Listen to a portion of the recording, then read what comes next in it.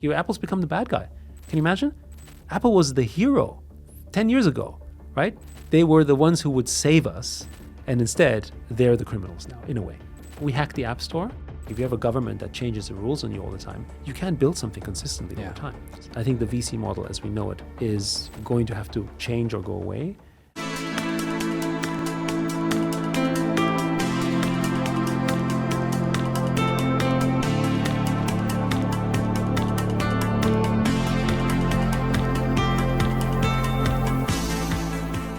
Hello and welcome, and we're at Holistic Investments, and I'm your host, Constantin Kogan, and I'm excited to have an amazing guest today, Yat Siu. We're planning to meet for a long time, and you're chairman, you're co-founder of Animoca Brands, which is a groundbreaking player in the gaming industry and overall in Web3.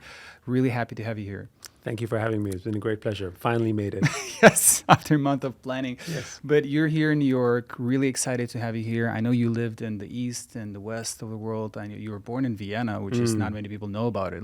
So first of all, I want to learn about who is Yat? In your own words, how would you describe it to a third person? Like, who are you? Who am I? I don't know. It's interesting. I mean, it's the first time someone asked me a question like that, right, per se. But, I think back then we often defined ourselves as, the term as third culture kids. And in this case, I wouldn't call it third culture anymore because I think everyone's kind of, sort of multicultural in a way. But, I grew up in Vienna. I was born and raised there in the 70s, right? And so, if you think about the time and where Europe was, we still had the Iron Curtain. It still had East and West, right? And my mom was actually working for a while in the eastern side of Berlin, so at the Komische Oper. And so I would visit her and I would see a completely different world, right? And so I feel like, if you ask about sort of who am I in terms of background, I feel like I've traveled through history in a way, right? Because I've seen what real communism was like. It was like, for those of you who have read 1984, that was 1984. And you've witnessed that. And I think a lot of people don't understand this today because you don't really see it, unless you might visit North Korea. But how many people get to do that, right? And if I was to think about sort of the introduction of the pivotal moments in history, obviously it's not World War II, but my mom came from that generation, and we came from a world where there was nothing. There was scarcity, right? It was actually scarce for food, right? This is something that is completely alien to our to the generation. And deficit. But frankly, also incredible growth because you came from nothing, because it was kind of like rebuilding of entire nations. And now we're hitting a point where you're hitting a form of stagnation because the growth is sort of capped at this point because not just population, but economies, and where's the growth coming from when we don't have a cycle where historically there might have been a war or some kind of destruction to rebuild from. This is a kind of an interesting moment that we have right now. And some might say maybe we're hitting there again. I hope not. But I think it's sort of, looking at it from that lens, seeing history move the way that it has, and then seeing it repeat itself in many ways, right? To sort of drive towards socialism, which was very, very popular and then basically went away, and now it's coming back again. So witnessing that, witnessing also what's happening with Europe, which was in many ways, America was an ascending power. It was, of course, the superpower already in the 80s, but it was still in ascendancy, and Europe was not as declining as it is right now, for instance. And China was nowhere, right? China was basically, literally, the image of China was peasants and farmers. Even though highly educated, post-cultural revolution as well, which is one of the reasons why my parents had moved to had moved overseas, right? And my mom to study music. And one of the things that happened there was that nobody thought you'd ever go to China, right? The example is a little bit like, imagine if you're, you left Somalia, right, as an immigrant today. The idea that you would come back seems unthinkable. And that was true for Chinese immigrants in the 70s and 80s. You would not think you would come back. And there was competition to bring those people in. Many of them went to the UK, many went to the US, and then even Vienna, Austria tried to do it because, we have this little sort of river. I mean, it's not little, but it's the Danube, right? And so there's some water, and they tried to bring in Chinese investor money in there, but it wasn't, it wasn't as big as it was. And there was many other cultural tropes at that moment in time. I mean, Asian culture was not what it is today. We didn't have K-pop. We didn't have, Japanese anime, right? There was no sort of, Squid Games, or BTS. That was not the image. Asian culture was generally looked down upon, right? We were I wouldn't call it oppressed minority because we were kind of more a novelty because in Austria, it was more like if you were Slavic, you were basically sort of treated badly. But as an Asian, you were just like an anomaly. It was kind of weird. And then for those of you who might remember the days of the James Bond movies, which is what I grew up with, right?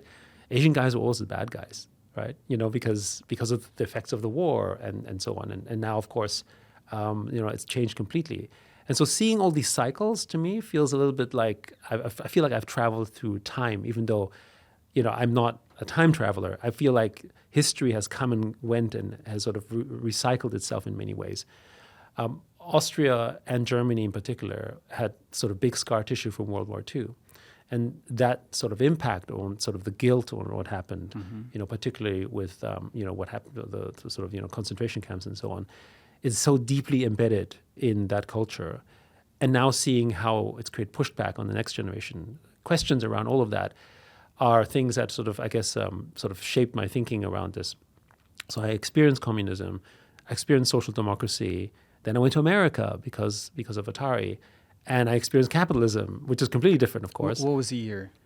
This was 1991, 92. So have you actually experienced the collapse of Berlin Wall? Yes. So I wasn't in Berlin physically when that happened, but I was obviously in Vienna when that happened. But I also experienced on TV, because we used to watch TV. Basically, what happened with Tiananmen Square as well, right?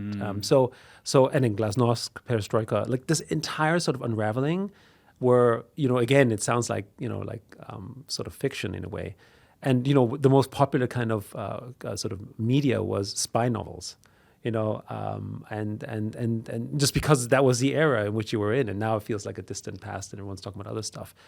But yeah, so. I did visit Berlin, of course, before the fall of the wall, but I didn't go there myself at the time. Do you have any piece of Berlin Wall? No, I didn't. I didn't take a piece, right? It wasn't. I think it was much more momentous for the people, obviously, who lived there. But it was a huge moment for Europe, and everyone was could see sort of this pivotal thing where, the image of media also that the destruction of communist East, as it were. Which were really sort of the bogeymen, right, the bad guys. And now, we have a completely different construction of what that looks like. But I think that ideology continues today, particularly in the West, where they look at a place like China, which is as far away from the communist system that you might imagine that the former USSR or, basically, East Germany was like. But because it's got the word communism in there, people are associating it with a totally different model. Whereas actually, China is perhaps the most capitalist country in the world, right? But with a top-down control system, which is very different from anywhere else. In some cases, it's envied, and in some cases, it's disliked, right? Depending on where you are, right? So I think there's this understanding or misunderstanding about sort of how new models of capitalism have been shaped. And I came to Hong Kong afterwards, because I was working for SGI. They sent me out to Asia. This was now 94, 95, something like that. Before I started sort of in an internet service provider there. And what I witnessed there was capitalism in overdrive, right? Like I like to describe it as Milton Friedman's wet dream, because there was no social security even. And I'm not saying that he was for the lack of social security. It's the point that it was really money rules, sort of open free markets, so to speak. But of course, the concentration of that money creating essentially what we see today in the West, where sort of concentration of value, power, and money becomes oligarchic in nature. And that's something that Hong Kong already had in a way, right? And so seeing all those evolutions and trying to sort of understand it kind of also helped me shape the thinking about what we're trying to do now with Web3 and crypto as perhaps a way to sort of change some of those things. And inspired, of course, with the growth of sort of technology and like the whole investing psychology came from angel investing, which is something that isn't common at the time, but was very common in technology and is super common in crypto. But it's something again that people didn't really understand and comprehend at the time. You wouldn't invest in startups and founders back in the 90s or 2000s even, and now it's common. Like it's almost like a sport, right? I know that a lot of people don't know this fact about you, that you're also almost like a professional musician. You were in a Philharmonic orchestra. So can you tell us about this? Because there's an additional question to this, considering the tokenization of violin. So we're going to get there. So I grew up learning music because my parents were musicians. I was an only child. And that meant all aspirations and hopes and desires. What instruments did you Piano, play? flute, and cello. Wow. But it's not quite as impressive as it sounds in the sense that I had to basically play multiple instruments. But also it's sort of Asian parenting style, right? Sort of tiger parenting. It's all true, right? They just make you. I had to practice like 8 hours a day, that type of stuff.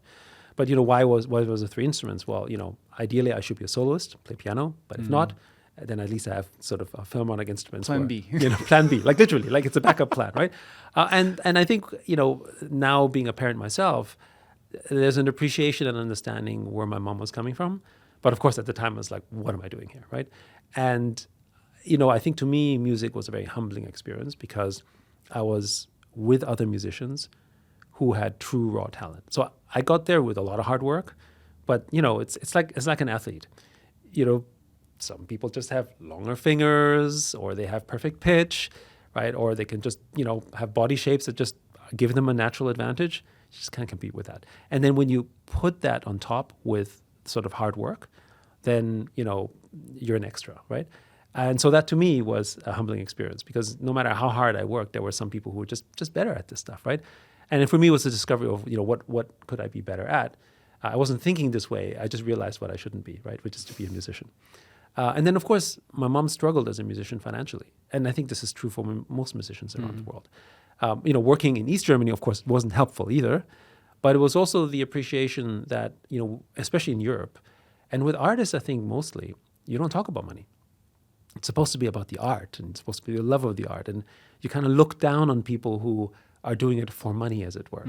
Unfortunately, those people are penniless.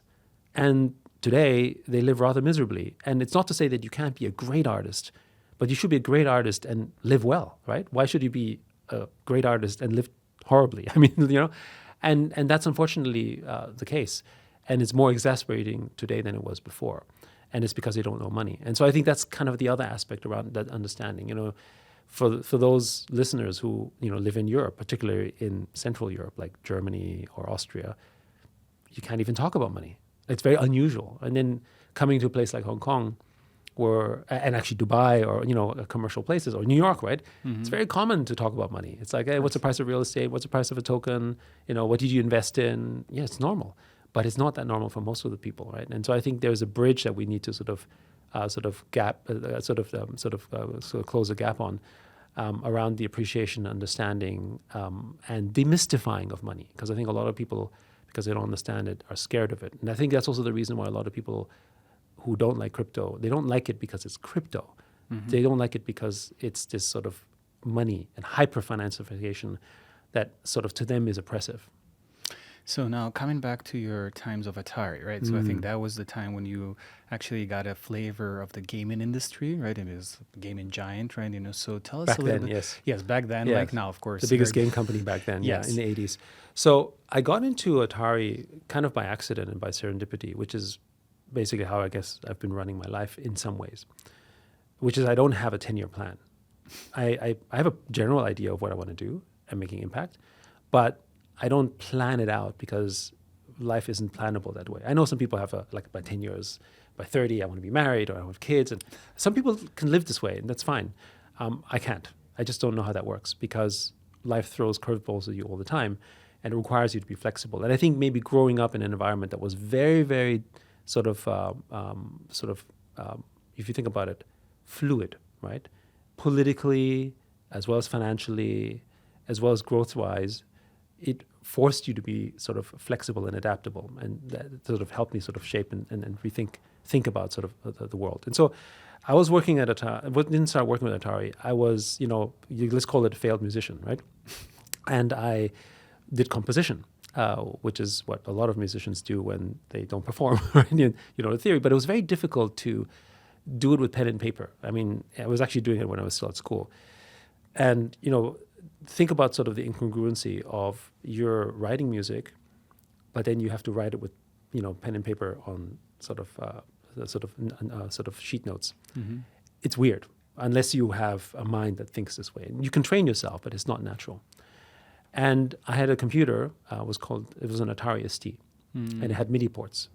So I was able to connect it to a keyboard, a very primitive keyboard at the time, and basically just it was easy for me to play what I wanted to perform, which of course is normal today. But back then, you had to, try it out and then write it down. And, through a MIDI port, by sending sort of basically these signals to the computer, it would write the notation for you. And I wrote that software, and I put it online on a pre-internet service called CompuServe. And it's really a bulletin board system. And for those audience members who don't know what that is, it's basically like a way to post stuff on the internet when there was no internet. It was like a closed intranet of people connected. I think back then CompuServe may have had 200,000 users. That was around the world. Globally, right? Most of them in the US. Now, this was in the 80s in Austria. Long distance phone calls, super expensive. Like, they're just not possible.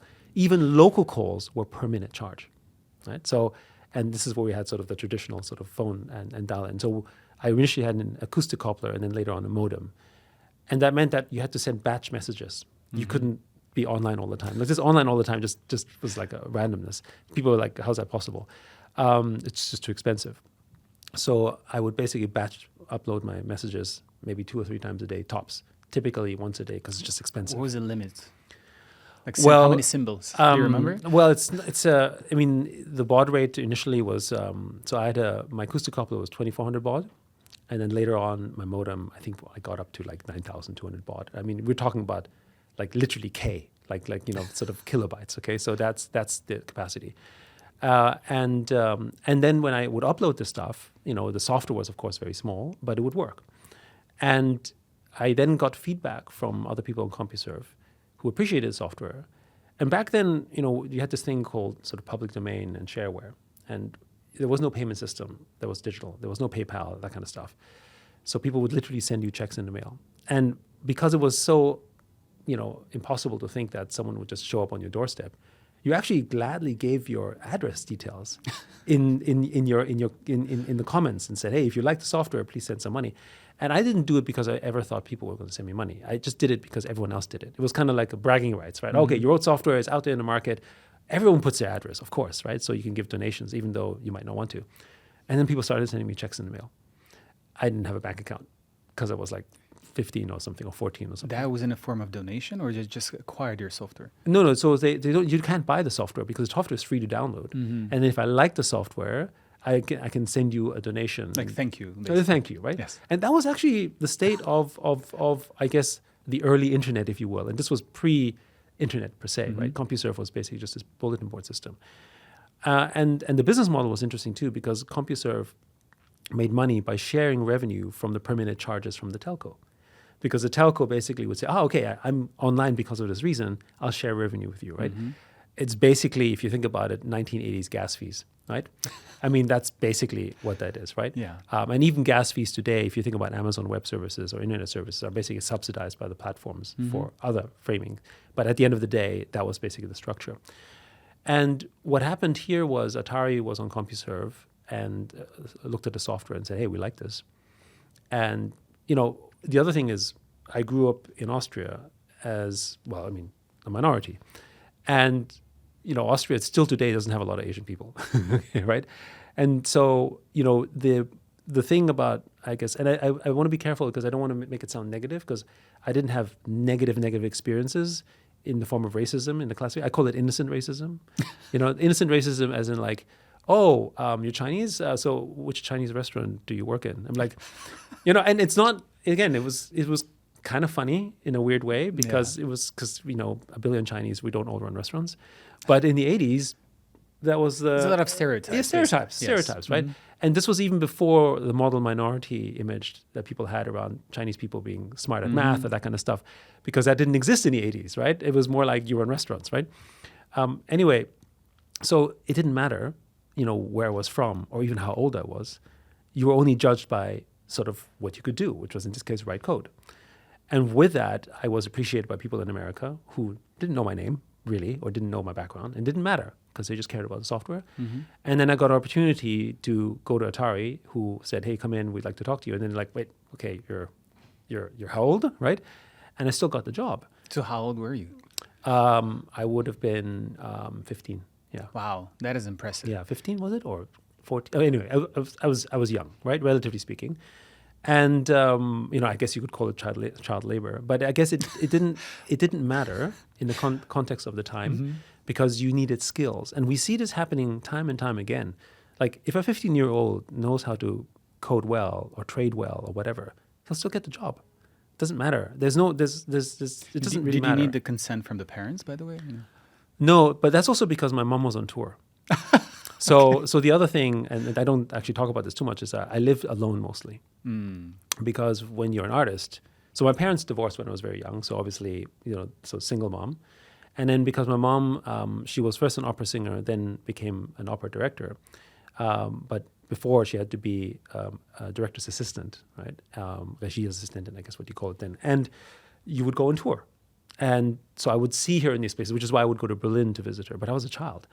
And people didn't seem to care, and Europe was safe.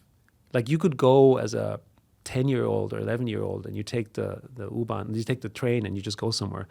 Yeah. Nobody cared. It's not like today where you have to worry and, in that sense. So the world has changed. I remember, you literally go into the train station and there was no place to stop you from entering the train because everyone was an honor system, right? That was the time of that was what it was like then. But also Austria is like a very small country. It's a 10 million population. It's like a small province. Back then it was more like 6 or 7. Maybe even exactly. Back then it was 6. So it's like a city, like a little province in in China, right? So yeah, exactly. It's actually not even province. It's not like, in province. It's like a village. Village. It's a village in China, right? It's a village in China, right? Because the cities would be at least 10, 15 million, right? Exactly. So yes, but yeah. So I got the job with Atari. And because we didn't have formal computer science education in Austria, they then sent me to get a computer science training, I guess, in the US. And so I went to Boston to study computer science while I was working for Atari. And that's actually where I went to the US. And then Atari went under. This was in the sort of early to mid 90s. And we set up, this was really the beginning of my first true entrepreneurial venture. A bunch of people working at Atari, who many of them I hadn't met in person because we were all communicating at that point mostly through Genie and the internet at the time. And travel was expensive, right? We set up a company to support all the people who had an Atari computer but didn't have any service. So we were kind of like help desk. And we write updates and patches and software and, all sorts of stuff. And made a sort of reasonable living as a result. Because, of course, back then when people bought a computer, everyone thought they'd keep it for life. Right? It wasn't like today, let's switch a laptop every 6 to 9 months or whatever. It was like, I buy a computer, it's an investment for the next at least 10 years. It was very special. Yeah. It was very special, right? Not like today, right? And so the idea that you would switch your computer next year was like unthinkable. So it was actually a good business to sort of maintain that. But of course, because no new Atari computers were being made, it was a dying business. And because we were experts in, I guess, what would be considered multimedia at the time, we started writing sort of, I guess, 3D modeling tools, which then got us into SGI, another company. But Silicon Graphics was kind of the graphics station of their time. It was like, I guess you could call it maybe the NVIDIA in a way, the NVIDIA of the 90s and early 2000s. And we built this thing, which was the first OpenGL modeler. And we're working on this framework called VRML. And VRML stands for Virtual Reality Markup Language, which was basically the VR version of HTML. And SGI at the time had big envy towards Sun Microsystems, which was the internet machine of the time. Yeah. And so they really pushed that forward, launched this thing called SGI WebForce, acquired a company, and then, sort of Asian business model, business expansion model for Asia was, you're Asian, you should go to Asia. Having never lived there or worked there whatsoever, right? And again, in the 90s, nobody wanted to work in Asia. That's the other thing. Like now, it's like, hey, you get to work in Tokyo or you get to work in Hong Kong. Like, oh, yeah, sure, I'll go. Back then, I don't want to go. Well, also culture risk, right? Culture, but also the unknown and also media perception as well. I mean, your entire source of truth was what you read in the media, and the media didn't have great things to say about most parts of Asia. Because of the Cold War, basically. Yeah, the history and everything. So, like, okay, I'll go, and so I went out to Asia, was in Tokyo, was in Taipei, and then I came to Hong Kong. And so my father's from Hong Kong, even though we've been out of touch. And the Immigration Bureau basically, saw the records and so on. And I got permanent residency pretty much on arrival. I didn't quite know what that meant right away, but I understood now that I didn't need a visa. I could just live and work there. And corporate life wasn't for me. And so I started a venture called Hong Kong Online, which was one of Hong Kong's very first ISPs, internet service provider, for those who might not know what that is, because I couldn't get my email. Because I was just doing email all the time. And then when I came to Hong Kong, my CompuServe node didn't work. And I'm like, there's no email. Like, what's going on here? And so I thought, okay, I think people should have that. And when I say about history repeating itself or feeling similar in a way, I look at ISPs today and I think of them as L2s, right? And I look at telecom infrastructure and I think of them as L1s, right? Which are all valuable, but they kind of play a similar role around that. And so that's why I feel like I see sort of, I feel like almost like I'm going back to the future in a way, because much of what I've experienced when I was younger is somehow repeating itself in slightly different framing, but still within the same idea, because at the end of the day, we're still human and we use products and services in much a similar way as we did there, just with different framings. And I think it's a beautiful example, because how many of us think what is the core of SMTP protocol when we send an email? Exactly. Most of the 99% of the people probably don't even care or don't even know what it is. Yes. Right. And it's interesting because so I started a company in '98 called Outblaze, which was later sold to IBM to become part of Lotus Notes. And at one point, we were probably top 5 email volume in the world. Of course, the internet was smaller. What year was that? This would have been 1999 or 2000. Wow. And we were, and the 2 largest Linux deployments were us and Google back then. Of course, we were a very small company, so it's all relative. And you also have to understand that at that time, open source was not used a lot. Everyone was using Sun Microsystems and NetApps and so on, which is basically a file service system. There was no Amazon Web Services, that didn't exist. We were all basically just building open source. And Linux or NetBSD, FreeBSD, all that open source. Open source was just growing then, and it was widely rejected because people thought you're never going to write and work on code that some stranger wrote. And guess what? Everyone's doing it now, right? The whole world runs on open source, and it's the basis of everything we see also on blockchain. So yeah, so that was the beginning of that, and of course all the scams, right? I mean, we see a lot of scam in crypto. But, Nigerian kings, 401 scams, people sending you all the kind of stuff, from emails all over the world, scamming people who didn't understand that, the email you sent could be forged and stuff. It's kind of the same thing, just wrapped slightly differently. So first of all, there's a lot to unpack here. Like, your story is so widely amazing and you're basically one of the pioneers of technology, not only in crypto. You started from a very traditional approach. So it's funny to call email traditional, but yes, sure. Well, in the words of traditional technology, right? Yes. I would say. So how would you define, what was the pivotal moment of you saying okay, well, guess what? Maybe I should also try some kind of decentralized values or ideas. What happened to you that brought you to this world? So first of all, decentralization was always at the core of the internet as far as I understood it. And that's because we were open source maxis. And the early internet was all about decentralization, right? I mean, you launch a website, anyone can do it, right? And you run your own servers, right? And there was open source code like Apache that you would literally just run your own HTTP servers and you just kind of go along with it. And I don't know, for those of you who are old enough to remember, we big buyers of O'Reilly books. And then basically we just, they had the CD-ROM and the CD-ROM where you insert and get some of the code and work on that. And, using, like Perl and later on Python and all that kind of stuff, right? We're all sort of building on top in very decentralized manner. And it feels very reminiscent to where we are with crypto today, or maybe even just a few years ago. And so decentralization was always something we assumed. And it was kind of like the sort of democratization of knowledge and information, but broadly speaking also of the spread as code and code as culture. And, it felt like a victory lap. The whole world is flattening, we're all connected, we're all kind of equal in a way, sort of thinking. And then, on came Facebook. And it started off with sort of this open API, so to speak, and helped construct and build companies like sort of Zynga and so on. But because they were building on the centralized platforms, and I guess a lot of them, including ourselves, didn't fully realize that we were merging ourselves into a platformed world, right? Because the idea of being a platform didn't exist, and the big didn't exist in the same way. I mean, the biggest companies in the pre-.com crash were things like Red Hat Linux. And I think VA Linux. And these are companies who were public companies listed on stock exchanges that were only dealing in open source, right? I mean, that was that era, right?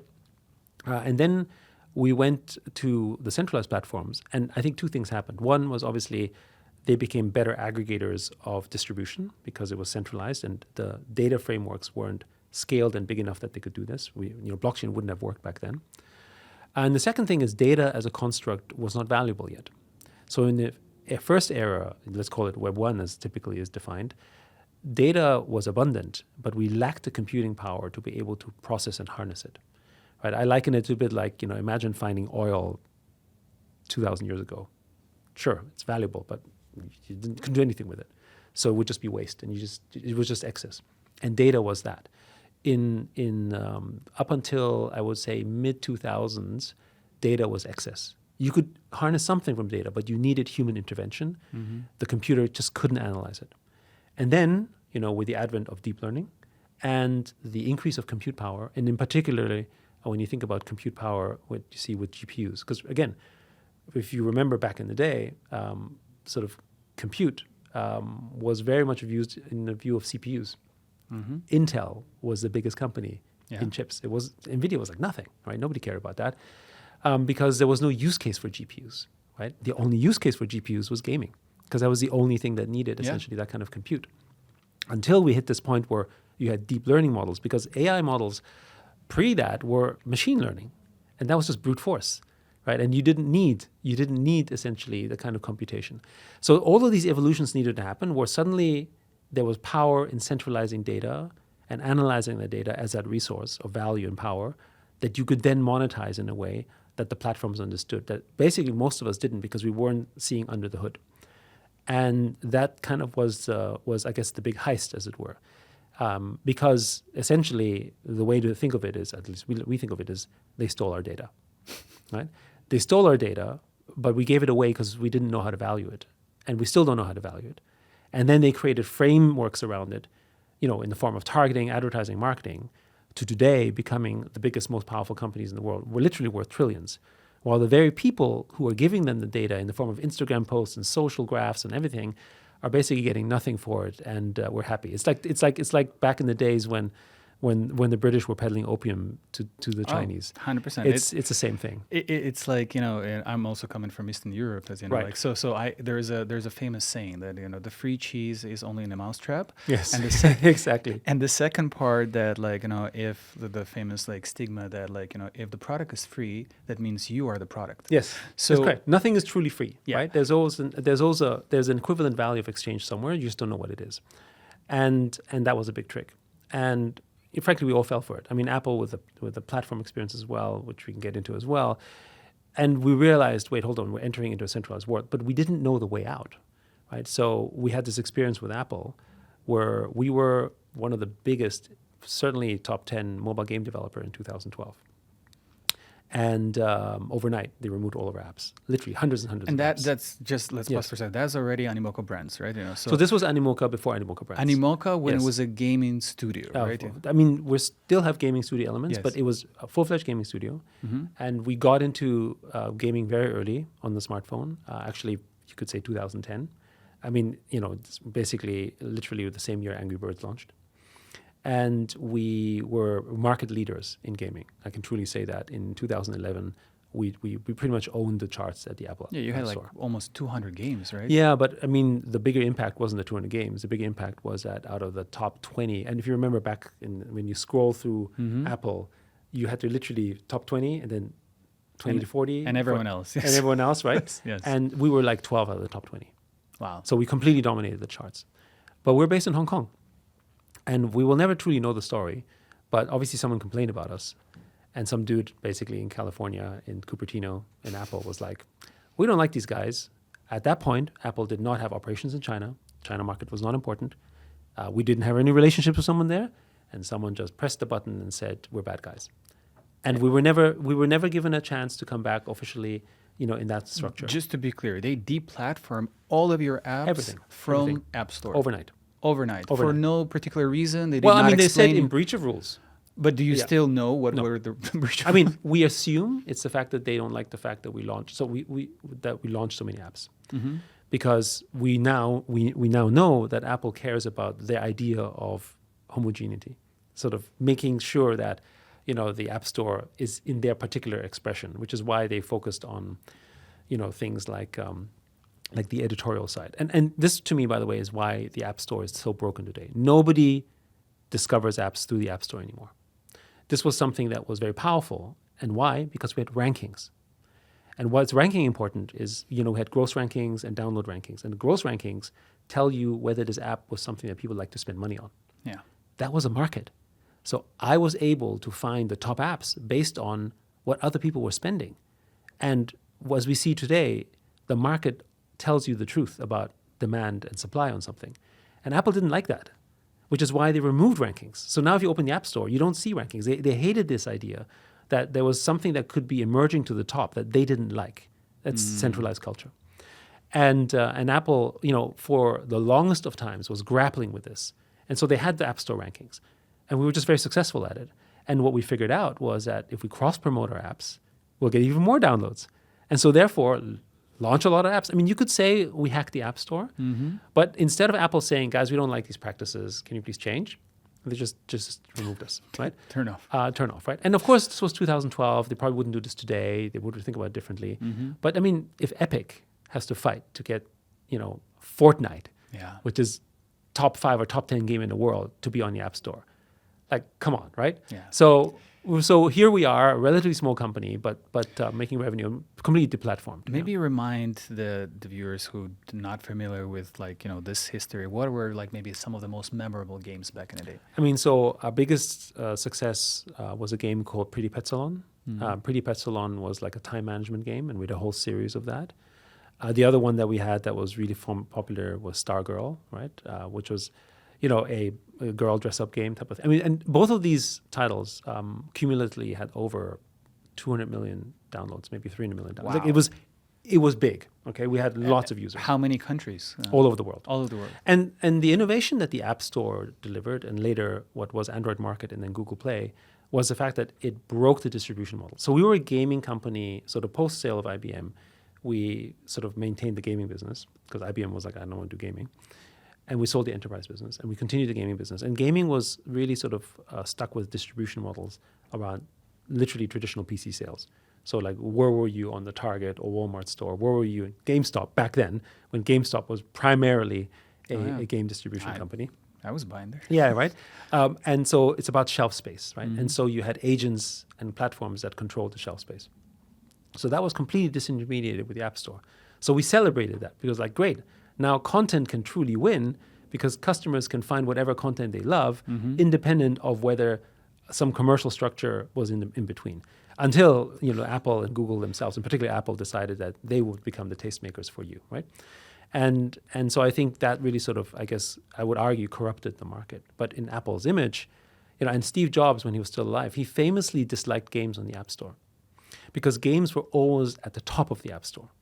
And he didn't like that because he didn't envision the iPhone to be a gaming application, right? And in fact, if you go historically, he was even talking about maybe we should just ban Unity on the iPhone. Like he made comments like this because he didn't like the fact that there were engines doing this way. Of course, better voices prevailed, right? But it's just to give you an idea of what happens when you have this kind of centralized power. And then when it became so all-powerful and they controlled all distribution, that's when people sort of got abusive. And it's the old adage, this sort of famous saying that absolute power corrupts absolutely. Apple, inevitably. Apple did not intend to do what they were doing, and neither did Facebook, I'm sure, in the beginning.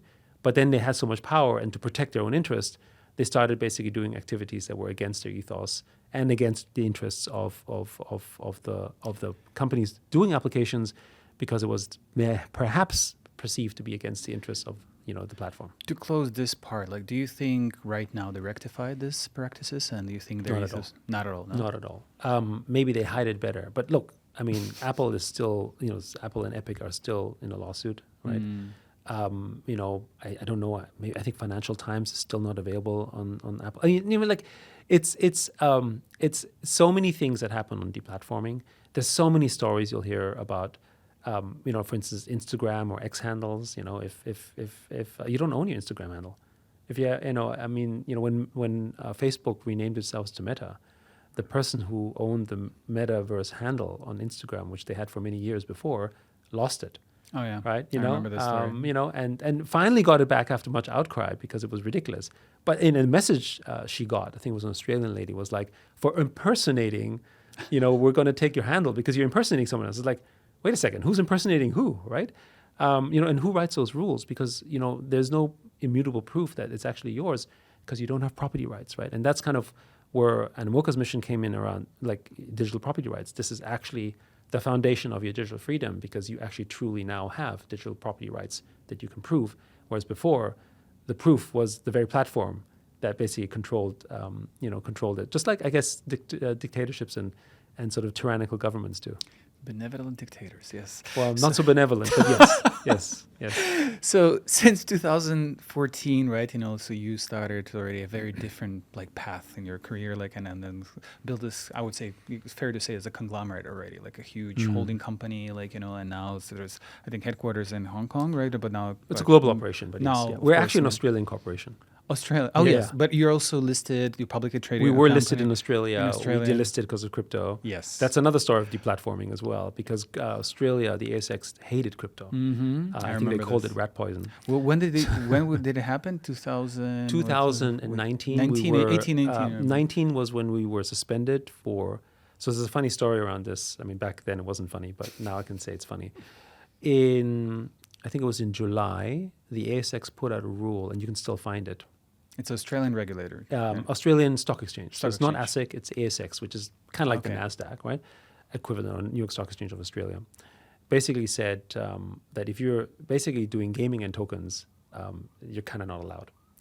At that point, there was really only one company in the Australian Stock Exchange that was doing gaming and tokens, which was us. Okay, and this was 2019, so very, very early, like Sandbox and stuff.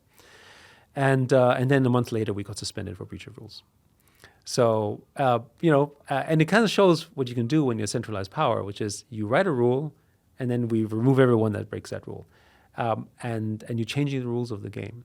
And I think this is the other part, which is so uncertain in business. And I think this is also around politics as well. Like if you have a government that changes the rules on you all the time, you can't build something consistently all the time. You cannot trust them. Exactly, you can't trust them, right? And we finally, we fought it legally.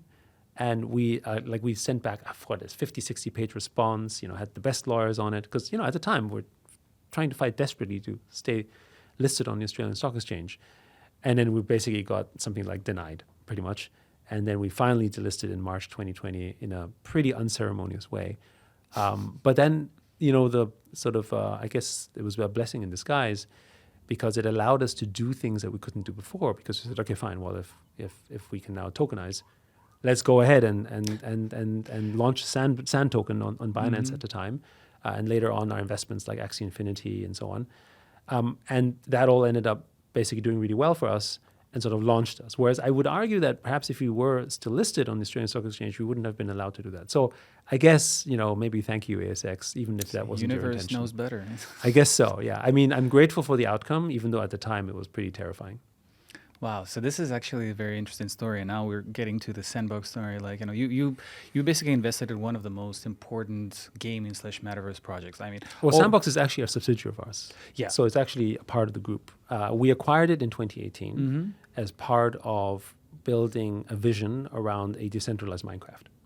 Right, that was the idea. Yeah, I remember. Sebastian was also on the podcast, yes. so he told all this story. Yeah, exactly, right. And so became part of the group, and ever since, basically, we've been working together very closely.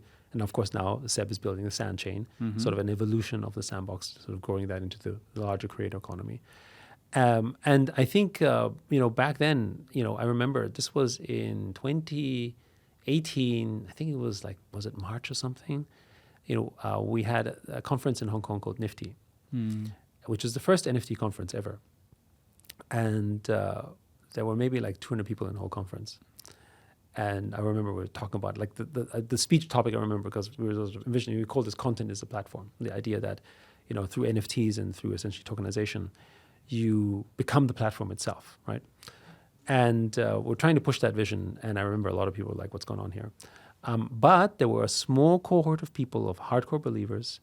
That was Sandbox, the Axie guys, the Sky Mavis guys, OpenSea, Decentraland, that whole group of people. And we basically invested or acquired, that whole group because literally we were just a small group. We said, yeah, this is the future. Dapper Labs as well. And, back then, nobody else was investing in them, which is interesting because either we're totally wrong or it's an incredible opportunity, and turned out to be an incredible opportunity.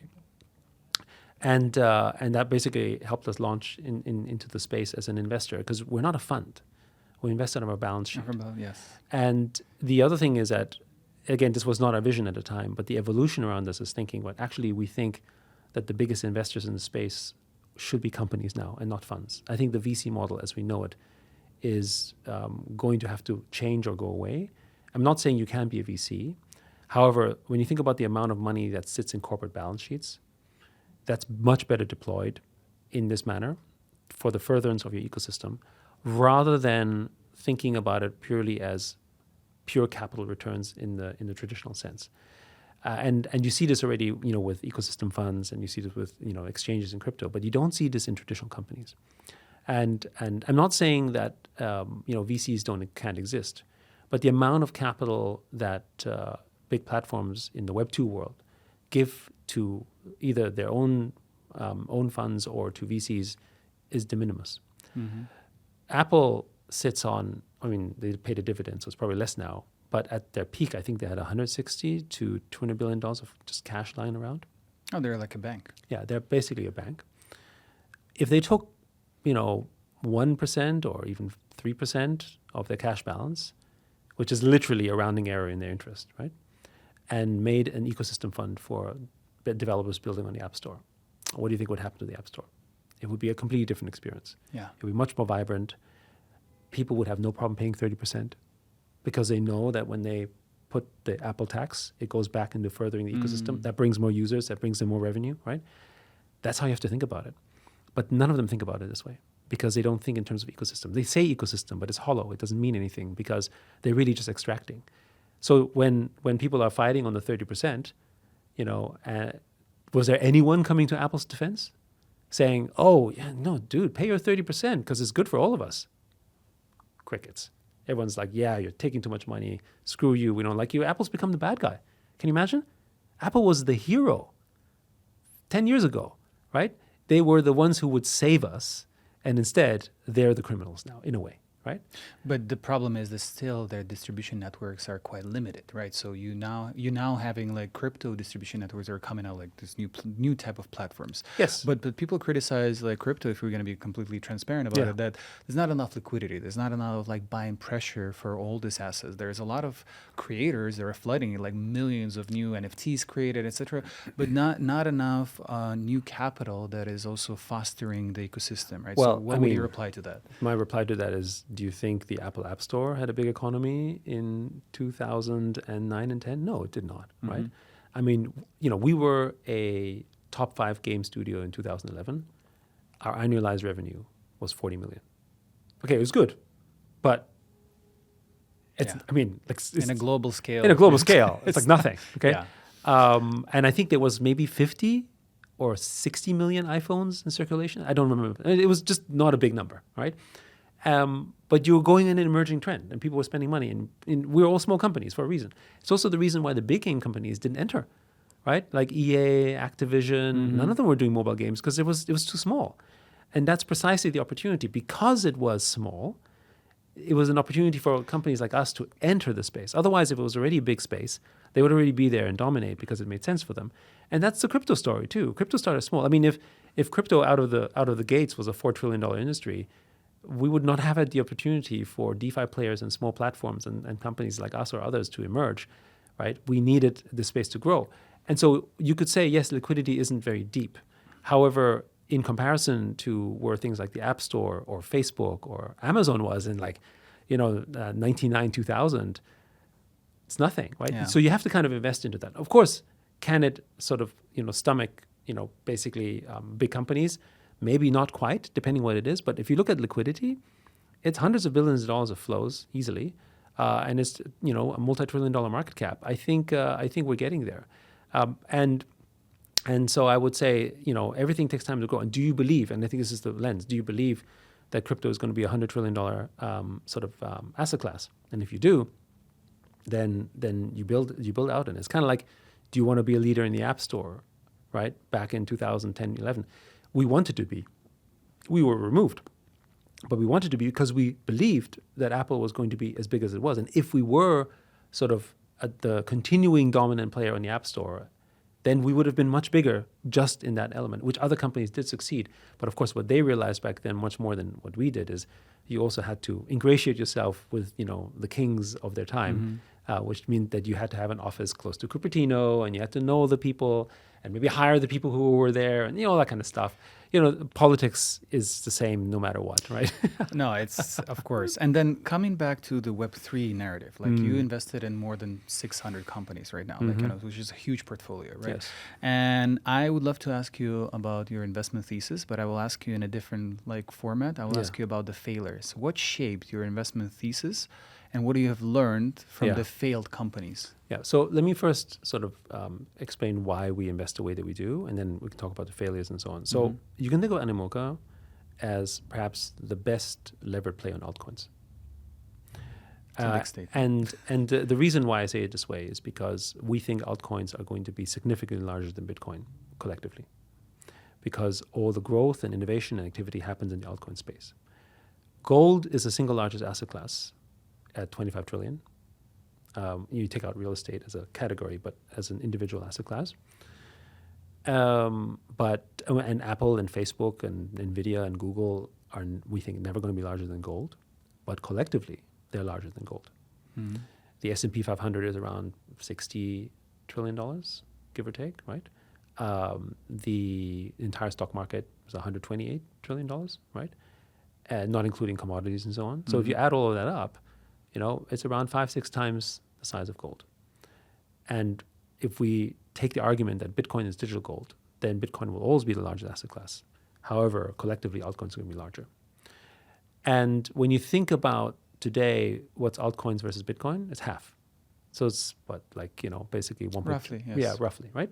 So that means altcoins are, generally much, much lower indexed for good reasons. Not that many users yet. Activity isn't quite there, right? Store value is more important. And we're also, frankly, just how the world used to be on a gold standard, right? And we're currently at a Bitcoin standard because Bitcoin is essentially the reserve asset of our industry. Ethereum and Solana kind of coming in there, but not quite, right? And I think Ethereum is a viable alternative. I know people love to do the silver analogy.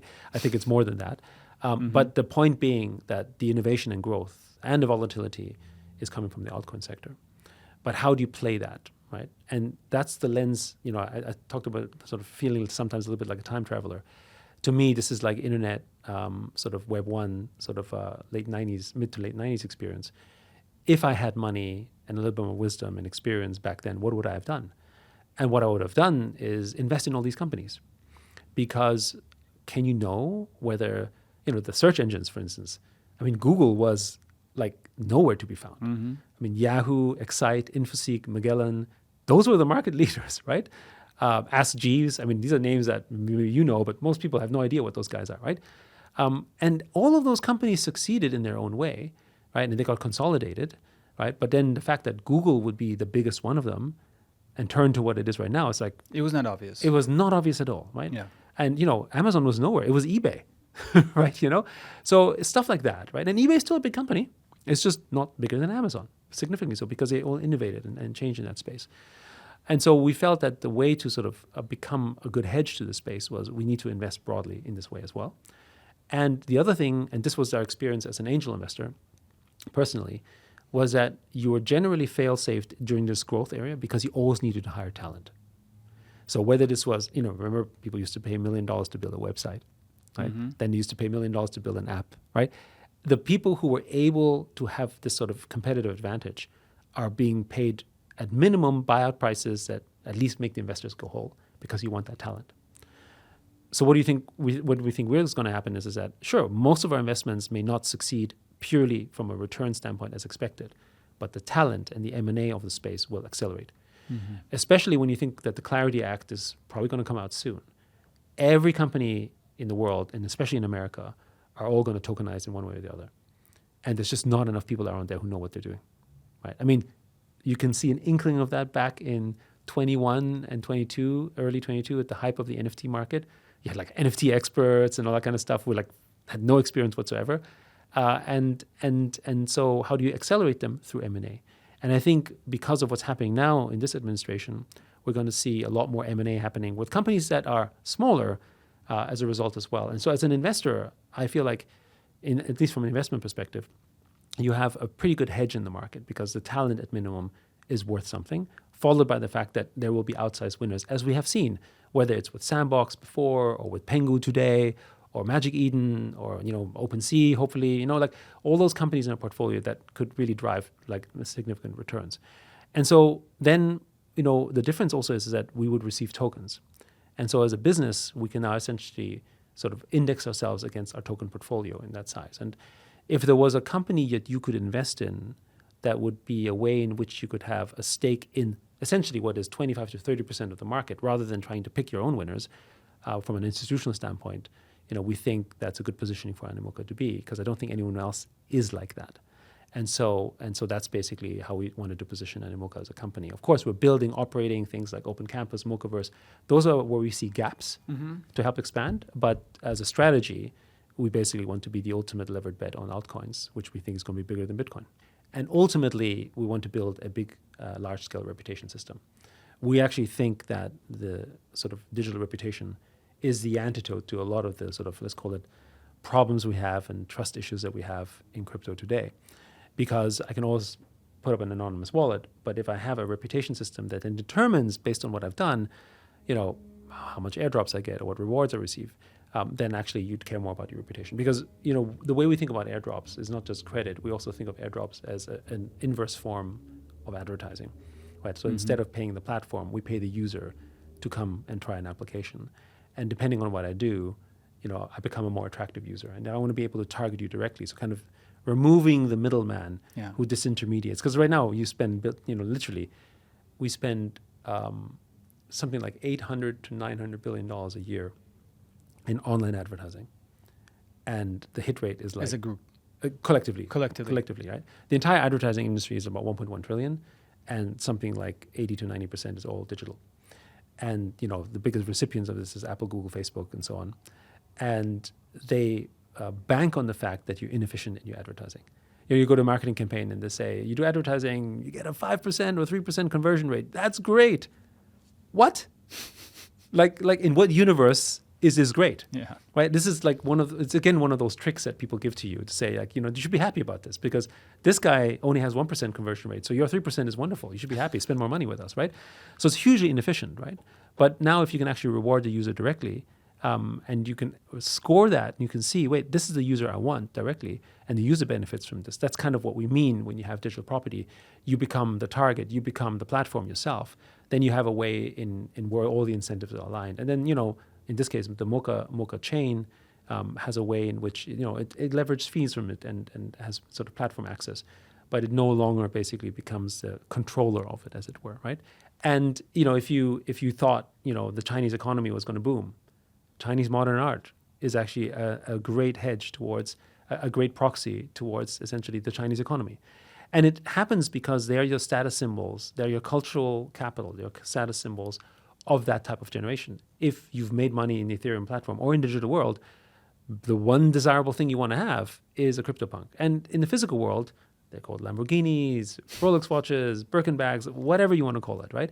But of course, it's not true for everything. And there's a desire to get into that direction. Like, for instance, the more sort of recent craze is Labubus, right? Oh, yeah. And, Labubus is a good example of something that's created sort of that demand and that status symbol.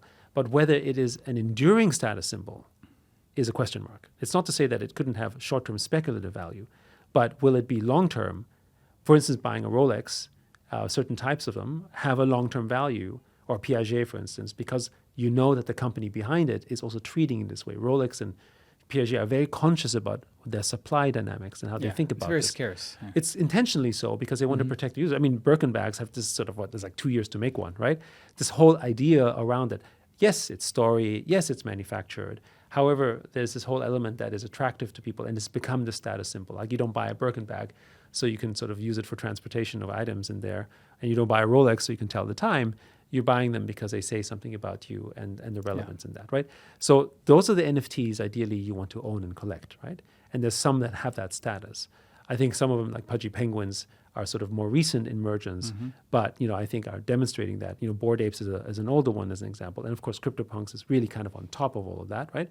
And then you have other ones, like for instance for us, when we look at Cool Cats or Mochaverse, the reason you would want to buy the NFT is not only because you want to join the community, that's a big part of it, but it's also, do you have faith that we as a company are going to try to take care of that community over time or not, right? And I think the reasons why these NFTs go to zero is the same why tokens go to zero. Whoever was building them basically didn't know what they were doing or just disappeared and like rugged the community. And that happens, right? So I think it's no different than anything else you have in life. And fashion is the same too, right? In when you buy fashion items and you think they could be valuable or a brand or an artist, there's an entire speculation world that happens in the world of art, right? Where people are saying, hey, this looks like a really young, interesting artist. I'm going to buy his stuff and I hope it goes up. It's just not visible on chain as it is, with NFTs. Now, NFTs today still trade about $500 million a month, right? In terms of sales and trading volume. So it's not a dead industry at all. It's just that it is no longer got the same hype cycle, which means that it is not as known externally to the world. And frankly, I think that the way this is going to go is that NFTs are going to be multi-billion dollars of sales a month, but you won't call them NFTs. They'll just be things you trade inside a game, and it's going to be digital in nature, a digital item, a digital collectible, a skin of some sort that can be verified on chain and be traded. It's kind of like, what MP3 used to be for digital music. We used to define them as MP3, and then we cared about formats for some reason. And now we just call it music, and we don't really care. It's all just part of the same pot. Got it. Well, that's very hopeful for the people who still hold them. So now... I just want to make a comment here. Yes. I mean, holding NFTs... I don't want people to be foolish around holding an NFT where the team behind it is all gone, and it's there should be some obvious signals, of course, as to why this project isn't going to work anymore, right? And obviously it's your financial asset, so you do need to sort of manage it. Now, as we approach to the later stage of the interview, I wanna offer you a Blitz Round. So okay, sure. Like very, very short answers, like intuitive without overthinking. Okay, let's try. It's gonna be fun. So, a book or a film that changed how you think about ownership. Change about ownership. Yeah, how you think about ownership. I would say, this happened a long time ago. Defining book, probably my first thing would be 1984. Because you don't own anything. You don't even own yourself. Hardest moment you ever had to walk away from a deal and why it was the right call? Ooh. So I wouldn't say it's a deal, although it was a deal. So in 2000, I haven't shared the story widely, but in 2009, on the eve of when we were supposed to sell our business to IBM, a bunch of engineers who were key. And so, when you do an acquisition, you needed to have people who, there was a key man condition. So it was like, I forgot, it was like 85 or 90% of staff had to move over for the deal to happen. And so, some key engineers knew that. And they created a band together, went in and demanded what was the equivalent of maybe 30 or 40% of the entire transaction value. And it would have affected the lives of about 110 maybe, or 100 or so people, and said, if we don't get this, we're not going to sign, and everything's shit. So take this deal. It's it's extortion, but take this deal, otherwise everything's gone. I said no. And the commentary was, of course, are you able to basically stand up to the team, to the people, and say that you're responsible for this? Because this isn't just about us. This is about everyone else who got a share in this one, yes. Right? Responsibility. And so at the end, I guess the ringleader didn't fold, but everyone else was like, yeah, I'm not comfortable with this. And so they went, right? But it's an example of, we were offered a deal that, and it was very, very critical for us because, 2008 was Lehman Brothers. It was definitely a difficult time. Taking that deal, was important, and we said no, and it was just about what was right, and it wasn't a hard decision, right? Obviously, I had to contemplate it, but it was sort of what was the right thing to do here. And they could have said they wouldn't have signed. Fine. But I think I would have very much regretted agreeing on a deal, even if it had meant to lose this, because at principle, I wouldn't have been able to sleep well. That's a fascinating story. The best piece of advice you ignored that turned out right. The best piece of advice. The best piece of advice that you've ignored that later, let's say, turned out right. Huh. I don't know. I mean, the first thing that comes to my mind is, when people would say things like, having children completely changes your life view and stuff like that. And I'm like, I don't know what that is, right? I'm a single child too, so I didn't have a context. So I was like, sure, whatever. Like, I wasn't thinking about it this way. And then, yes, sure enough, it's true, right? When you have a child, it completely changes you. There are a few events in life that completely, I think, have the power to really transform your character, right? And I would say having children is one of them. Maybe not for everyone, but certainly for myself. And it also led me to understand my parents much better, specifically my mother, which was, for every kid out there that's like, oh my goodness, I hate my parents, they're like so difficult and whatever, once you have children of your own, you fully understand where they're coming from. How many children do you have? I have three. Three? Yes. What ages? So my oldest is 21, 18, and 16. Nice. One daily habit that keeps you grounded amid the chaos. Exercise every morning. Yeah. So every morning I sort of, wherever I'm in gym, outside or whatever, I either hike or walk or run or sort of go to the gym, depending where I am. And what I also do is I typically listen to podcasts or interesting stuff as I do it. And that's my moment of sort of, my morning routine. And it grounds me. It's interesting. And I think the physical side, I'm not the youngest anymore. So you got to do stuff like most people might not realize. I was very fat before. No way. yes, yeah. My waist was like 34, 35. I was, and I had like serious health issues in my late 30s. And so I had to transform that. And I think that part of sort of, becoming healthy, physical exercise, not crazy stuff, right, was a very important part of the regime. And that gives me energy for the day. The ability for me to do what I'm doing is not possible if I didn't have that regime. Of course, eating well too, but the exercise is the critical kickstart for the day. Brilliant. If your kids someday inherit one tokenized thing from you, what would you want it to be? Oh, geez. I mean, I don't know how to tokenize that, right? But if I could, I would love to be able to tokenize a piece of my consciousness. Wow. Of course, it's not possible right now, but who knows? With quantum in like 20, 30 years, who knows? Because I think there's something about your essence that is hard to place. And so I think right now we do this through objects, right? Like a diary or a memorabilia or an heirloom, right? And by giving that, we're giving more than just an item that's physical or has value. We're giving something that the other person interprets because they understand or know your history. But if we could go deeper in that, that would be awesome. I just don't know what that looks like. But yeah, I mean, we're talking about sort of anyway, fantasy constructs. So yeah, if you could give a piece of my consciousness to each of my kids, that'd be kind of awesome. That's beautiful. And then the final sentence, what's the meaning of life to you?